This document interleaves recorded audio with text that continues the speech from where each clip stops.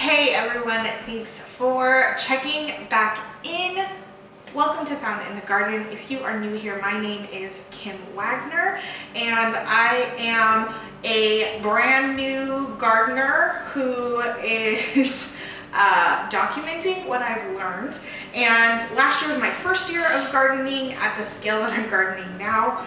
This year is going to be amazing. I just have a feeling. If you saw my last video, I was probably wearing a similar shirt. I have been trying to create just a ton of videos and just really get in the habit of making videos every day or a couple times a day so that I am always like presenting you guys with new content and new things to learn. Anyway, I have all my seeds here in front of me. I'm gonna open these packages up and I'm gonna sort them. I'm gonna actually have a different video where I talk about what seeds I ordered this year and what I kind of recommend or what I don't recommend, things that I think you should know. But I don't have all of my seed orders here yet, so I'm not gonna do that quite yet because I know that you're probably dying and wondering at least a little bit about the seeds. I did place orders with several seed companies. One of those companies is Haas Tools. They are a company that I have looked to for a lot of like gardening advice and stuff, and they sell seeds, and so I bought some of their seeds this year.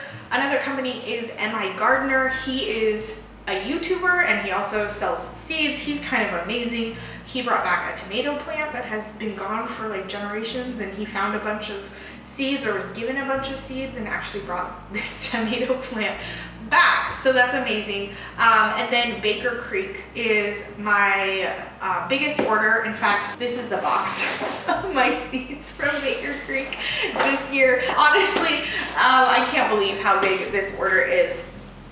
Last year I placed several Baker Creek orders, but none of them came in boxes. They just came in bags. Those are the 3 orders that I've placed so far. I have one more order for a local company, a local to me seed company called Territorial Seeds.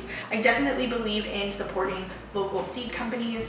And so they're a company that I am going to be buying from, and I just haven't had the time to place my seed order with them. My M.I. Gardener seed order hasn't arrived yet, so that's why I'm just kind of sorting right now. I have enough seeds where I should start the sorting process, but not all of my seeds, so I don't want to do like, here's what I'm growing quite yet. That will be coming. So today I just wanted to spend some time talking about what I've learned about gardening last year, kind of call it miscellaneous knowledge from Kim. Just kind of dive into some thoughts that I've been thinking. I have a friend who is getting ready to start her first garden.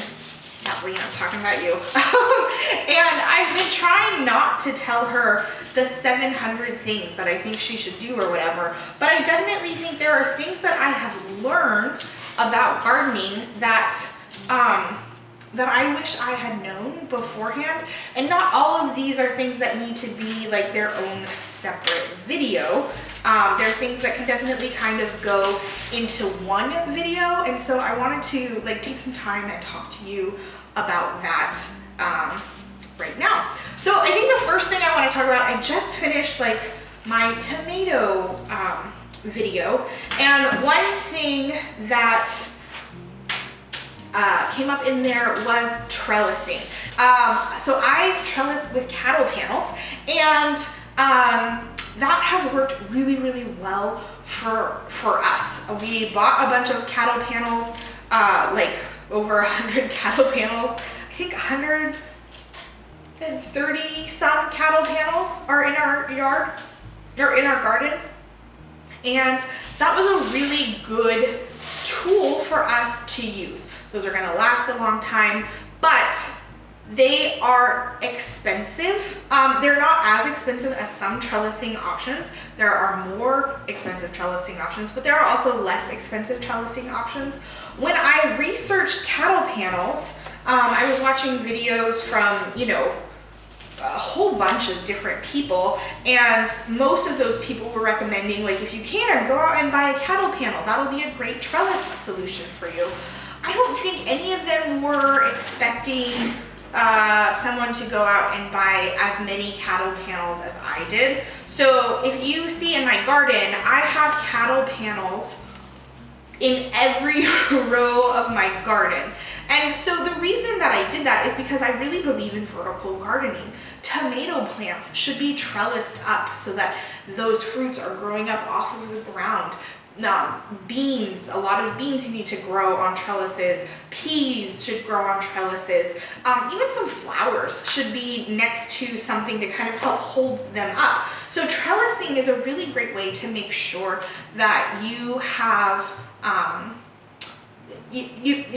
that your plants are producing the best fruit or vegetable, whatever it is, but fruit that they can. And so like I was saying, I really believe in trellising.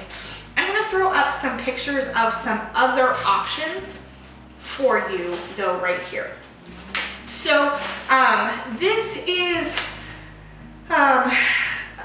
a tomato cage. So this is pretty common. You see tomato cages a lot. I don't recommend them for tomato plants. We talked about in my tomato video that tomatoes can be determinate or indeterminate. So determinate tomato plants that set all their fruit at once, are probably gonna be okay for tomato cages. But indeterminate tomato plants that continue to grow until the plant dies off, those you're gonna want to use something that's taller and stronger than a tomato cage. Tomato cages are pretty short. I have, however, heard of people using tomato cages for bell peppers.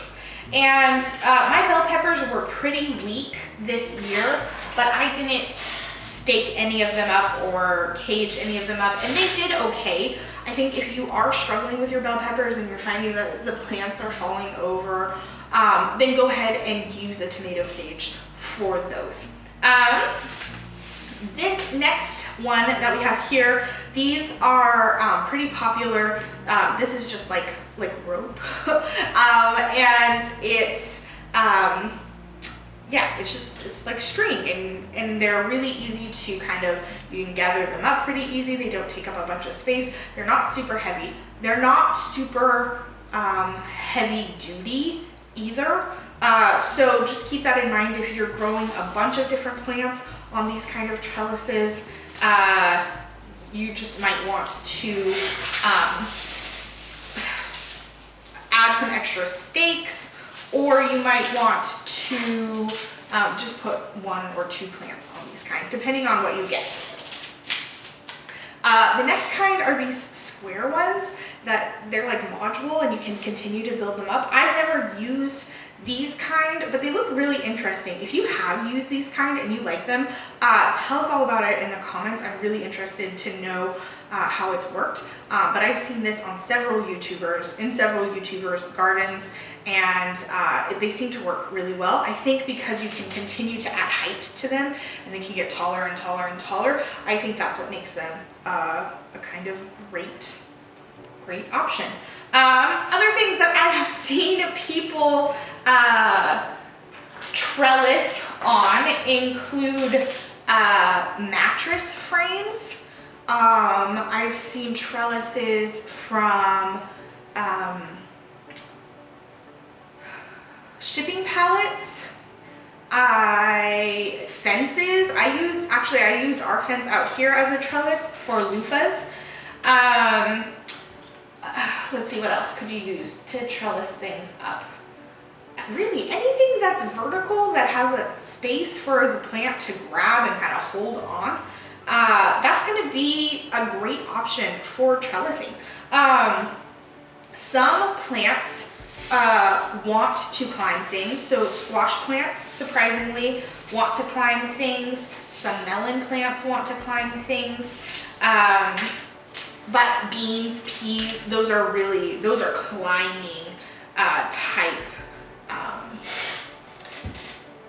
those are climbing type plants. So some things you might have to train, like tomatoes don't naturally climb.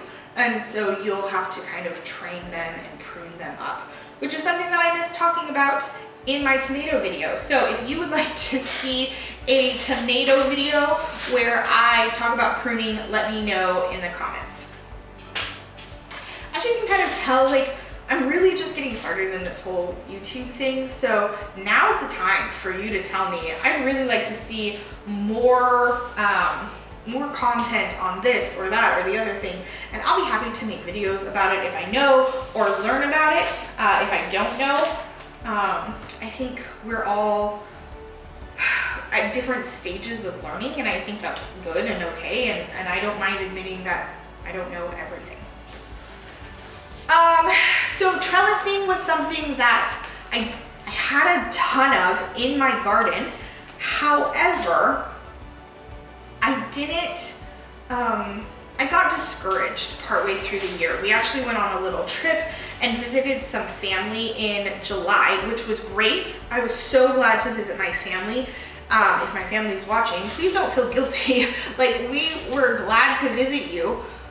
And also, when I came back, my garden had been kind of struggling. The plants had kind of shocked when I planted them.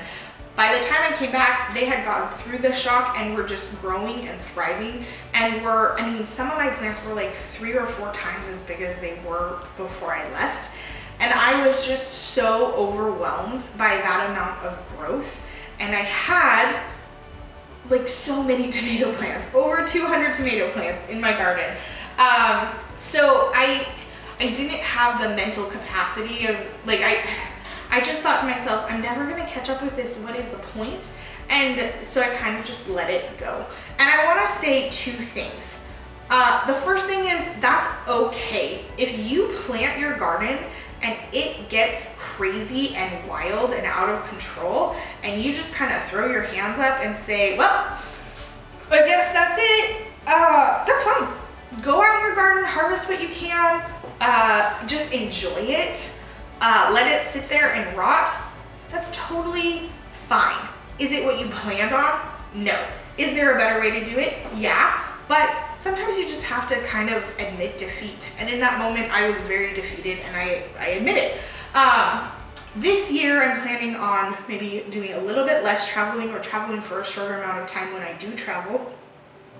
And really trying to kind of stay on top of pruning and training, so that when the vegetables do all of a sudden just and grow, I'll be here and I'll be able to keep up with that a little bit better.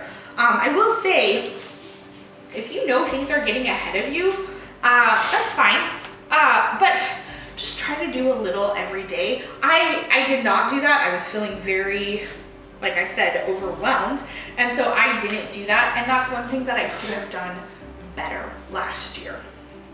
If this is your first year gardening, everybody is going to tell you to start small, and while I kind of agree with them, I also kind of don't.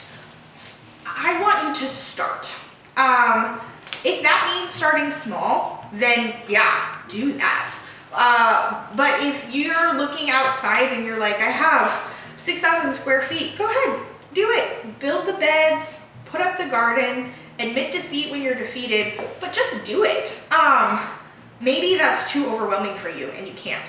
Pick the size of garden that you can do, that you know you can do, and do that. And don't be ashamed or worried about whether or not it's big enough, or if it's too big, or anything like that. Just do what you want to do. I wanted to do a big garden, and it was big and overwhelming, and a lot of people would say it was too much, but I absolutely love it. I knew that I needed to have a garden.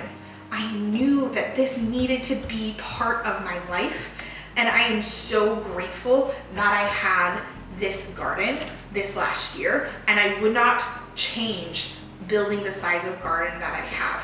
So pick the size of garden that you want and that you can financially afford, because that has to be part of it, right? You're trying to build a sustainable life. You're not trying to go into debt. And so, yeah, pick the garden that you want to grow and then grow it. That's totally fine. Yes, there is wisdom in starting off a bit smaller, but there's also a lot to be said for just kind of letting yourself do what you want to do. I am looking at all of the different things that I bought this year. Oh, wow. This is dill, and I can literally smell this dill through the seed packet. Oh, dill is one of my absolute favorite things to grow. My garden is gonna be so beautiful this year. I'm so excited. What are you planning on growing in your garden this year? I want to know. I want to know the thing that you're most excited about and the thing that you're growing that you've never grown before. Let me know in the comments. For me this year, I am most excited. Oh man, I'm most excited about a lot of things. Sunflowers. I'm very excited about sunflowers. I'm excited about all of the beans that I am growing. Beans? Yeah, beans that I'm growing. All the beans that I'm growing. Sorry, hold on. I'm looking for this plant. Is this my only one? Oh, apparently it is. Okay. I'm excited for the beans that I'm growing and saving those, dried beans specifically. I'm also excited for, let's see, sunflowers, beans, cucumbers, and doing pickles this year. I didn't get to pickle anything. Like I was saying in my tomato video, I definitely got overwhelmed by the idea of canning anything and preserving in that way. And so I just didn't do it. And if that makes you mad, that's your business. So I did some preserving, but I did freezer, which is totally fine. And I preserved a lot in the freezer. I had to buy a whole extra freezer. I preserved so much. I also gave away a lot. And personally, I think that's great. I think that if you have a garden, you should be giving away stuff if you can. I mean, don't starve your family to give away things, but if you have extra, go ahead and give it away. Why not?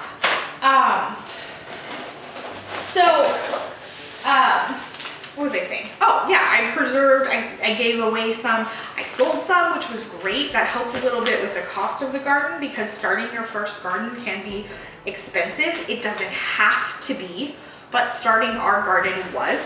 And it doesn't, BRB.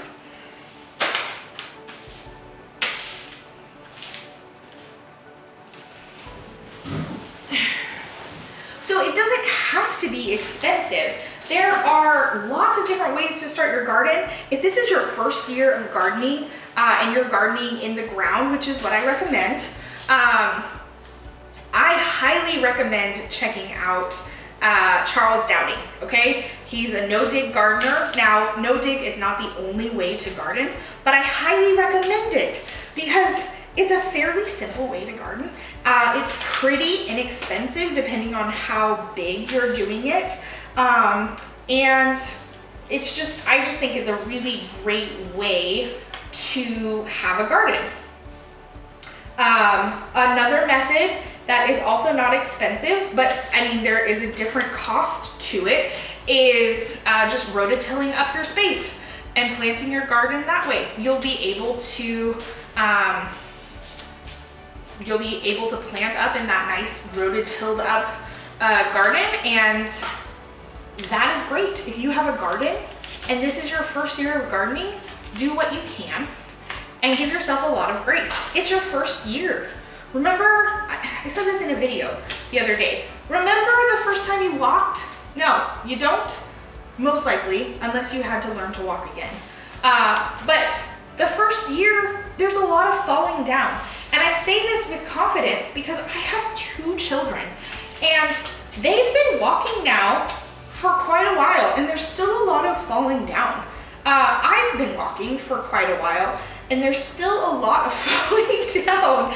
And that is just the name of the game. And it is totally okay to say, you know, here's what I can do, and here's what's out of reach for me, and here's what I'm going to learn to do, and just pick your battles. I don't believe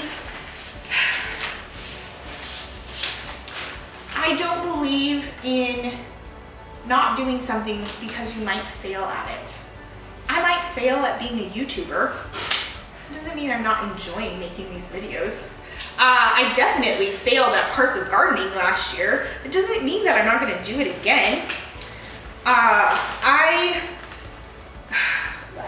fail all the time at being the best at anything. You don't need to be the best, you just need to show up and do it, right?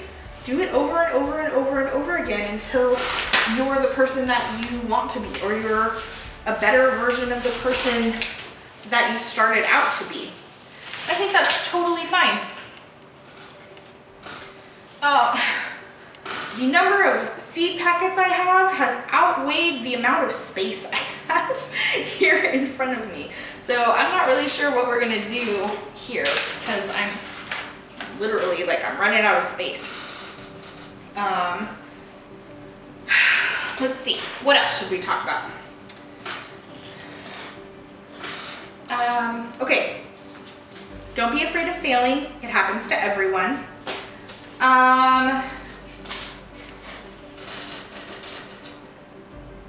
Let's see, what else? Plant the empty spaces, okay? If you have an empty space, go inside, pick up a seed packet, and plant the empty space. I had far too many empty spaces in my garden this year for my liking. And it just kind of feels like it's kind of a constant reminder, oh, I really should plant that spot. And sometimes you don't plant the spot because you think to yourself, oh, I'm gonna plant something else right there. Like, there's a garden bed that was empty in my garden all year long because I had it in my head I was gonna plant strawberries. It is still empty, and there's not one strawberry plant in the whole of my garden. So clearly, like, that's not the thing. Like, there were other extenuating circumstances that made that not be planted, and that's okay. But just when you feel like I'm running out of steam to plant stuff, or I don't know when I'm gonna get that in, just go plant something else. You can always dig up the thing that you started from seed and plant what you really want in there, but at least you've planted something. Have time in your life that you have dedicated and that your family knows you've dedicated to being in the garden. So for us, it was really at night. Every night I would get off work and I would just put on my outdoor clothes and go out back and spend the evening in the garden. And now we didn't do that every night, but we did it a lot of nights. And there was just something so special about knowing I'm through the end of my day and now I can go be in a place that I want to be in and work on something that means so much to me. If the garden doesn't mean very much to you, figure out what it would take to make it mean more to you. For example, I love my garden because of all the different varieties of plants that I can grow. Now, some people love their garden because they know that they are feeding their family. And if that's what it is for you, that's great. But for me, when the garden like clicked was when I realized how much variety I could grow in my garden. It's like traveling to a different place because of all of the varieties. I'm holding 5 different packages of nasturtium in my hand, and they're all different. I have Tip Top Rose, I have Tip Top Alaska, I have Orchid Cream, I have Tall Trailing Mix, and I have Bloody Mary. And they're all different and all beautiful, and they're not something that I even knew existed before I started gardening. okay? And so for me, that's what inspired me to keep going out into the garden. That's what I got passionate about. I mean, before I had a garden, I just had seed packets like I have here, like you probably have, or you're getting ready to have, of all of these different plants. And my friends would come over and I could not stop myself from being like, hey, you want to look at my seeds? Because I was so genuinely excited about what I was gonna be able to grow in my garden. Like I was saying, for some of you, it could be that you're really excited about feeding your family and how much one tomato plant can produce, or how many ears of corn one of these corn stalks can produce. For some of you, it might be all the flowers that you can plant. Maybe you don't want to feed your family. Maybe you just want to make the world beautiful. Find what inspires you about the garden and do that. And I promise you, you will find other things that you're passionate about. I wanted to grow a ton of varieties, and so I grew over 50 varieties of tomatoes. I think 54 varieties of tomatoes last year, and I absolutely loved it. And I learned something new, you know. Flowers weren't really my thing. I thought to myself, no, I don't need any flowers, but I planted flowers, a lot of flowers in my garden last year, admittedly, because I wanted to bring in pollinators. And this year I have so many more flowers that I'm getting ready to plant because they just stopped me in my tracks, and they were just so beautiful. Like, I think it's the Dark Prince. I'll put a picture here. Snapdragon, stunning, absolutely beautiful. One of my favorite flowers in the whole garden. There's a hollyhock that I just have absolutely fallen in love with, and when I saw it in my garden, like, I would go out into the garden just to stand there and look at this hollyhock plant because it was so beautiful, and it had these tall stalks of these huge, beautiful flowers, and it just took my breath away. And so find the thing that you love, the thing that's gonna keep you going out there, plant a little bit extra around it, give yourself some grace, and just learn to love being in that. If you're not big on going outside, I would not recommend starting with a 6,000 square foot garden. You need to build up the habit a little bit. But if you, I did buy these. Shh.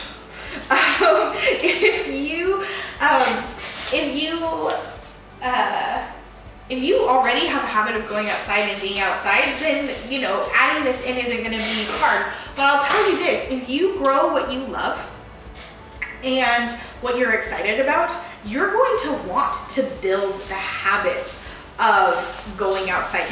You're just gonna do it naturally because you're gonna be like, have those flowers blossomed yet? Is my first tomato ripe yet? And yes, absolutely, there is work. I found another nasturtium. There is work in the garden. And also, it doesn't feel like work. I mean, some days it feels like work. I think it's a lot like raising kids. Some days you think to yourself, all I have to do is get to bedtime. And sometimes when you're gardening, all you're thinking to yourself is, all I have to do is get to fall. And then but I would say the majority of days are good days. Days when you feel blessed and you're excited about what's going on and you're thrilled that you have this opportunity. And it's hard, but it's also so rewarding. Okay, my next piece of advice is don't grow a ton of things you don't eat. Okay? Grow some things you don't eat. But like maybe 20% of your garden is things you don't eat. 80% of garden is things that you do eat or that you want to eat more of. For example, I have some Swiss chard here. I literally picked this up because my husband's grandma loves Swiss chard, and we grew Swiss chard in our garden last year, but we really didn't eat very much of it. It wasn't already in our diet. We didn't really like how it tasted. We're gonna try it again this year, obviously, but she was so thrilled to have Swiss chard that I thought to myself, I can't not have Swiss chard. So I specifically went and I looked and I found Swiss chard. This is 5-color Swiss chard, and I'm just super excited to have this in my garden for her. Other things that we grew beets. We're not a big beet family, but we'll grow it again. We grew a bunch of different melons, and what I discovered from that is we're not melon people. Let's see, what did we grow that I discovered we loved? Oh, bok choy, and anything in the choy family.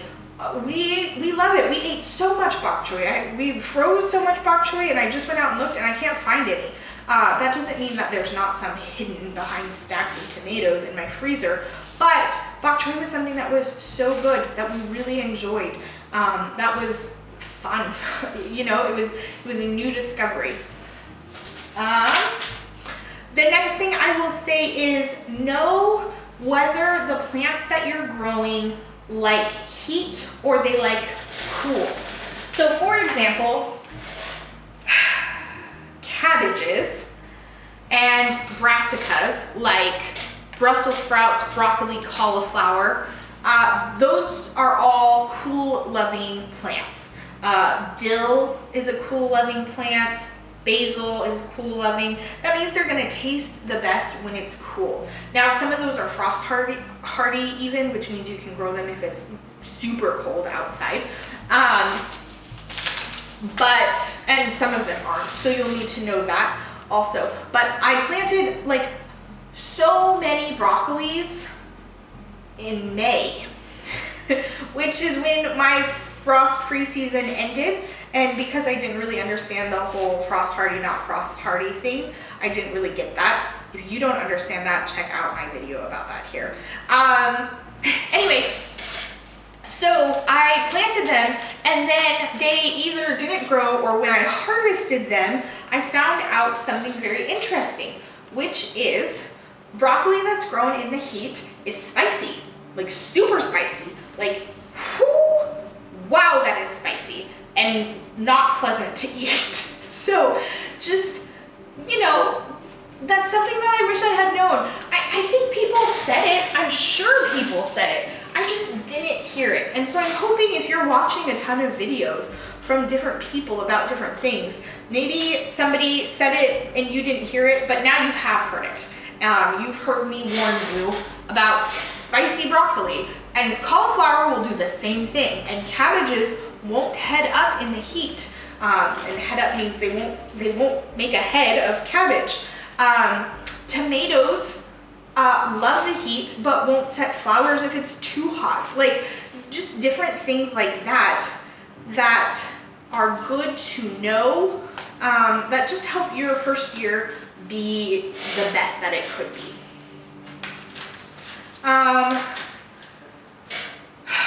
Do not listen to people when they say don't do this or do this. Some of that, yeah, absolutely. If it says it's not frost hardy, it's not frost hardy.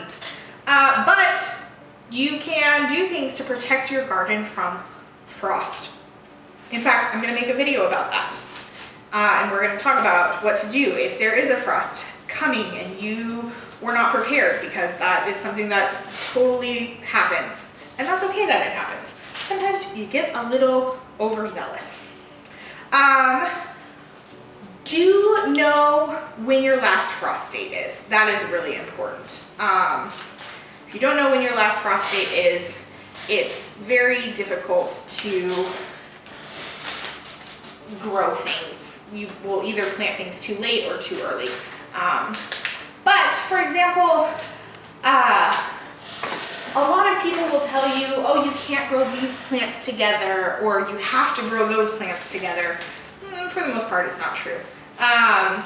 Play around, take some risks, enjoy gardening, try something new. And if it fails, please, please, please, please say, huh,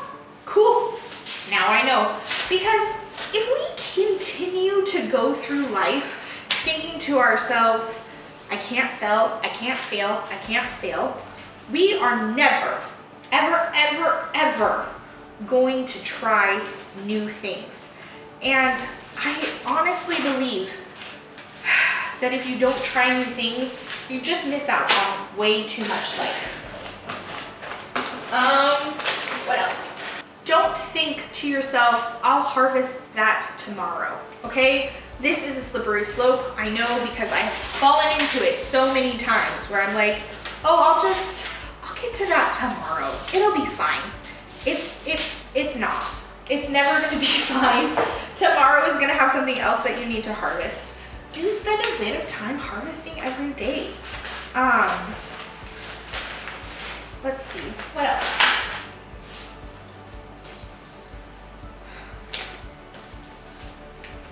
I highly recommend using plant markers.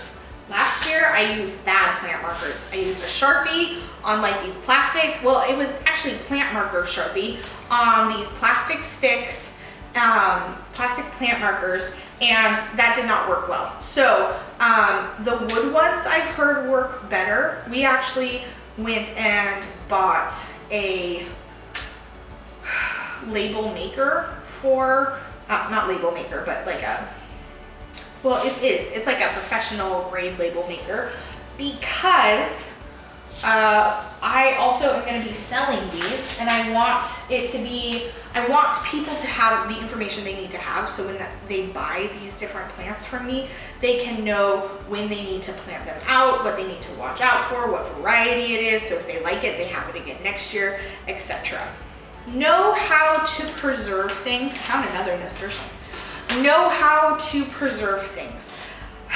I say this, and what I mean by that is have plans, okay?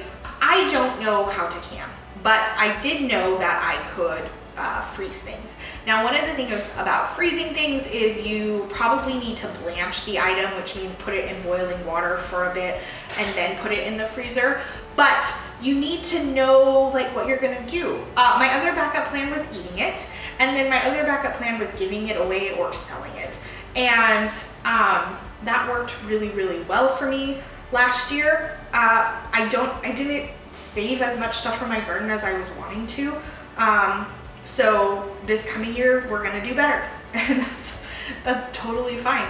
So the last thing that I kind of want to leave you with is this knowledge. And I kind of talked about it a little bit earlier, but I truly believe that the garden will always give you more than you need.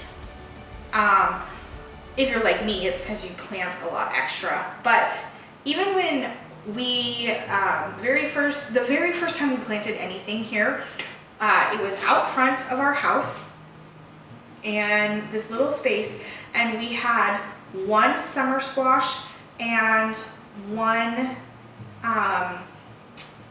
zucchini and one yellow summer squash. And we planted those in front of the house, and we had summer squash and zucchini every day, plus we gave some away. And because there comes a point when you're like, okay, I don't want any more summer squash, like I'm done. Okay, now some of you might not have that issue with summer squash, but if you live in an area like we did, and that year we didn't have any squash bugs, and so our summer squash just kept producing until the frost killed it off. So the garden will always give you more than you need. So eat it, save it, and then give it away. Because I think when you can know that you have enough that you can share, you start looking at life a lot differently. And I think we need more of looking at life differently. So this year, as you are harvesting from your garden and you realize, oh, I have too much, that's okay. Take it to a local community center, or post about it on a local group, a local Facebook group, or find someone who you love and take them a box of produce, or even just one thing from your garden. Giving of your surplus, or even not surplus, even if you don't necessarily have enough, but just giving a little bit away, it will totally change your outlook on your garden, I promise. Anyway, I have finally sorted all of these seeds. I honestly can't believe how many seeds there are. Look at all of these. And I will remind you that I have 2 more orders coming. That is a lot of seeds, and this is going to be a great growing year. I think that's it for today, guys. If you liked this video, please subscribe. If you are not yet ready to subscribe, let me know in the comments what I need to do to get that from you. And until next time, what have you found in your garden?